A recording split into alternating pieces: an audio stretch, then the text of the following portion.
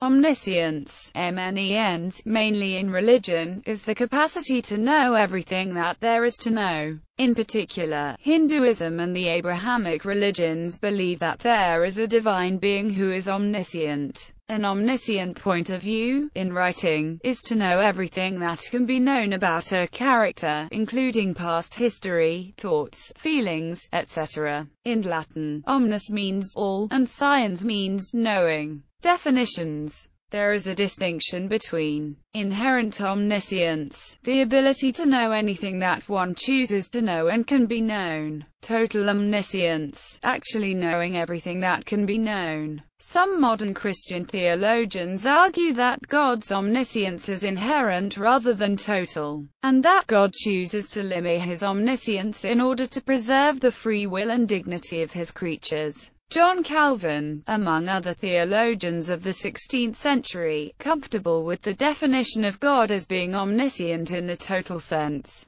in order for worthy beings' abilities to choose freely, embraced the doctrine of predestination. Jain view. In Jainism, omniscience is considered the highest type of perception. In the words of a Jain scholar, the perfect manifestation of the innate nature of the self, arising on the complete annihilation of the obstructive veils, is called omniscience. Jainism view infinite knowledge as an inherent capability of every soul. Arihanta is the word used by Jains to refer to those human beings who have conquered all inner passions and possess Kevala Jnana. They are said to be of two kinds: Samanya Kevali, omniscient beings who are concerned with their own liberation; Tirthankara Kevali, human beings who attain omniscience and then help others to achieve the same. Controversies. Omnipotence is sometimes understood to also imply the capacity to know everything that will be. Non-theism often claims that the very concept of omniscience is inherently contradictory. Whether omniscience, particularly regarding the choices that a human will make, is compatible with free will has been debated by theists and philosophers.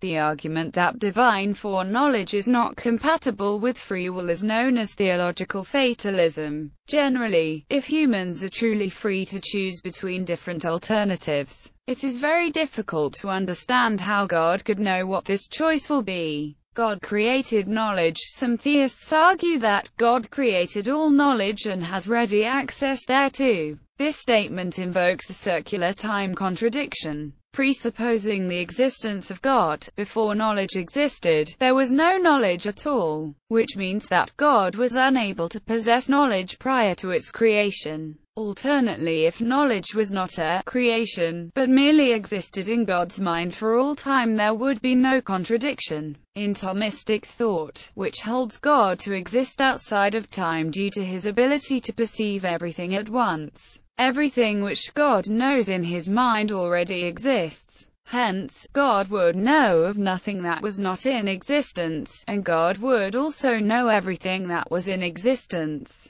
And God would possess this knowledge of what did exist and what did not exist at any point in the history of time. The circular time contradiction can suppose anything concerning God, such as the creation of life, meaning before God created life, he wasn't alive. Moreover, to assume any more attributes, to then say God is merciful, but before the creation of mercy, he wouldn't have been merciful. And before the creation of the concept of negation, no one would have any concept of what is not. These apparent contradictions, however, presuppose that such attributes are separately defined and detached from God, which is not necessarily so. It is not a given that attributes which can be assigned to or used to describe mankind, can be equally ascribed to God. Take good and evil for example. Goodness is biblically defined as that which is of God. It is intrinsic to his being and is revealed most prominently through his provision of Old Testament law, the keeping of which is the very definition of goodness and the neglecting of which is the epitome of evil. A similar argument could be laid down concerning God's omniscience.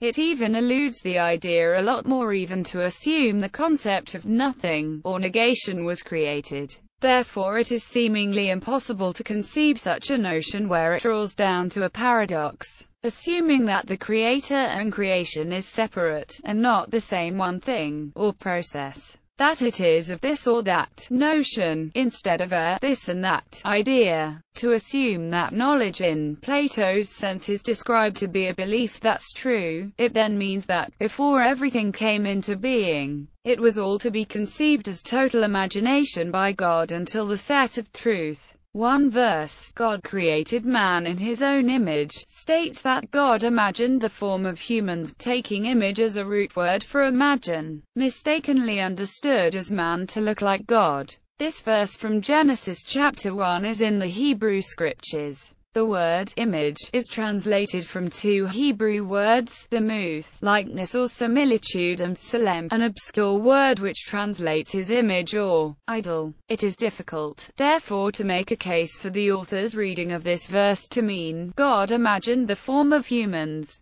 The above definitions of omniscience cover what is called propositional knowledge, as opposed to experiential knowledge. That some entity is omniscient in the sense of possessing all possible propositional knowledge does not imply that it also possesses all possible experiential knowledge. Opinions differ as to whether the propositionally omniscient God of the theists is able to possess all experiential knowledge as well, but it seems at least obvious that a divine infinite being conceived of as necessary infinitely knowledgeable would also know how. For example, a finite person dying feels as he would have access to all knowledge, including the obvious experiences of the dying human. There is a third type of knowledge, practical or procedural knowledge. If omniscience is taken to be all knowledge, then all knowledge of all types would be fully known and comprehended. Omniscience versus free will. A question arises.